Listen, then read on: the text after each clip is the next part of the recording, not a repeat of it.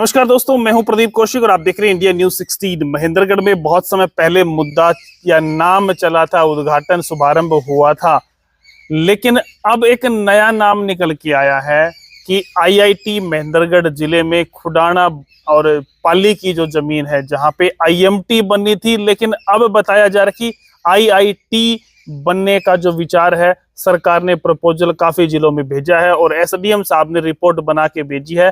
क्या कुछ हो सकता है, क्योंकि 300 एकड़ जमीन चाहिए जो यहाँ के लोग दे सकते हैं। और काफी बातें हैं हमारे साथ जो डिप्टी डीओ रह चुके हैं और एजुकेशन में बहुत बड़ा नाम रहा है, काफी संस्थाओं में ये डायरेक्टर के पद पर भी रहे हैं और एनसीईआरटी इस प्रकार के जो जगह हैं वहां पे काउंसलर की पोस्ट पे भी ये रहे हैं। आप सब जानते हैं, पहले भी हम मुलाकात कर चुके हैं बच्चों के भविष्य को लेके। आज जो आईआईटी का एक मुद्दा है, बने तो क्या फायदा हो अपने क्षेत्र महेंद्रगढ़ को, क्योंकि एजुकेशन का हब तो बन चुका है। तो सर से बातचीत कर। जी सर, नमस्कार। नमस्कार प्रदीप जी, और न्यूज़ 16 के श्रोताओं को भी नमस्कार। सर, जो मामला आईआईटी का चल रहा है, इसको लेके आपका क्या विचार है? क्योंकि एसडीएम साहब ने बताया जा रहा है कि भाई रिपोर्ट कुछ बना के भेजी है, अगर आईआईटी महेंद्रगढ़ में स्थापित होती है, क्योंकि आईएमटी तो अभी हुई नहीं है, आईआईटी एक और नाम चला है, तो क्या हो सकता है?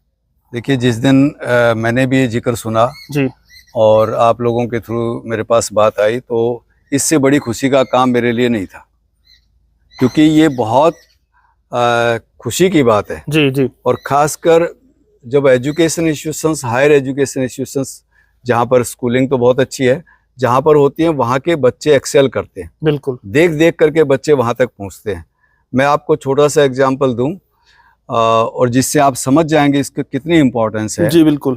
कि मैं एक उद्घाटन में किसी क्लिनिक का उद्घाटन कर रहा था, अभी तो वहाँ अभी कुछ दिन पहले कुछ दिन पहले ही आज तक क्लिनिक का, तो मैं वहाँ अपनी पोती है उसको भी साथ लेकर के गया जी। उससे पहले जब वो मुझे कहती थी, बाबा मुझे आर्टिस्ट बनना है, बाबा मुझे फौज में अफसर बनना है जी।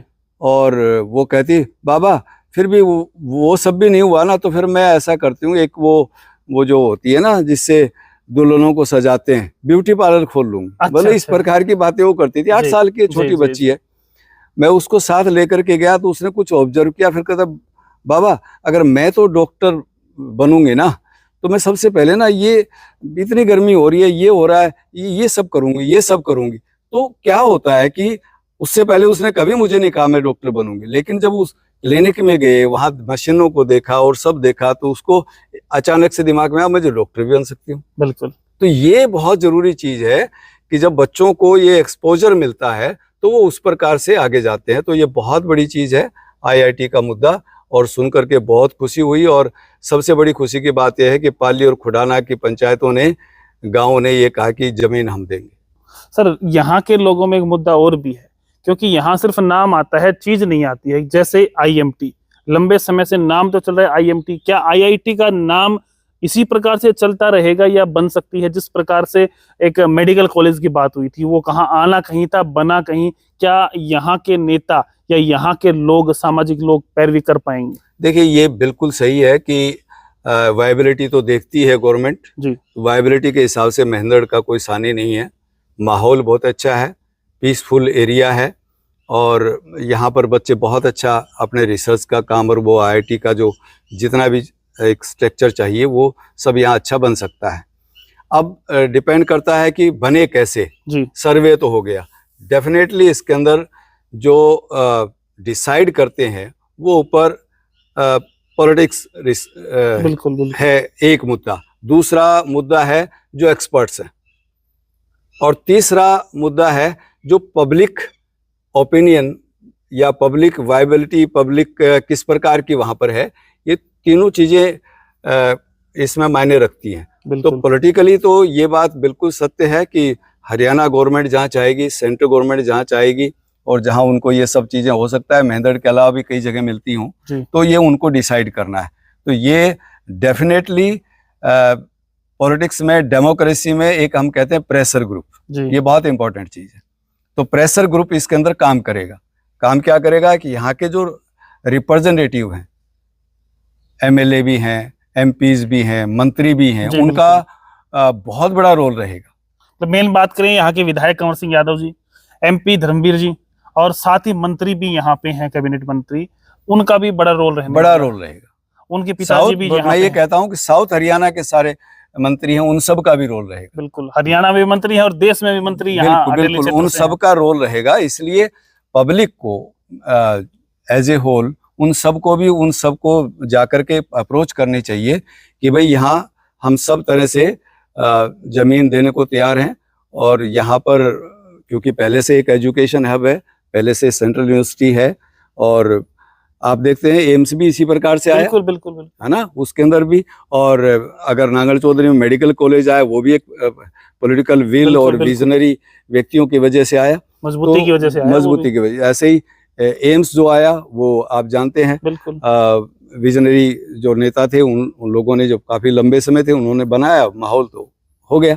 तो ठीक इसी प्रकार से यहाँ पर भी ऐसा जरूर एक करना होगा, परस्यू करना होगा चीजों को। कुछ लाइनों में बताएं जो लोगों को नहीं पता, जिनको IIT के बारे में, और क्या फायदा है IIT यहाँ बने तो हो सकता है। देखिए, सबसे बड़ी बात यह है कि IIT इतना बड़ा स्ट्रक्चर होता है, जितना बड़ा मैकेनिकल कहें, वो इलेक्ट्रॉनिक्स का कहें, वो कंप्यूटर का कहें, वो AI का कहें, या आने वाले रिसर्च का कहें, जब बच्चा इसके अंदर जाता है तो वो देश को बहुत कुछ दे सकता है। मैं ये कहूँ कि IITian ही बहुत बड़े बिजनेसमैन भी बने हैं, IITian ही बहुत बड़े सॉफ्टवेयर इंजीनियर्स भी बने हैं, IIT ने बहुत बड़े बड़े स्टार्टअप किए और दुनिया को देखा है।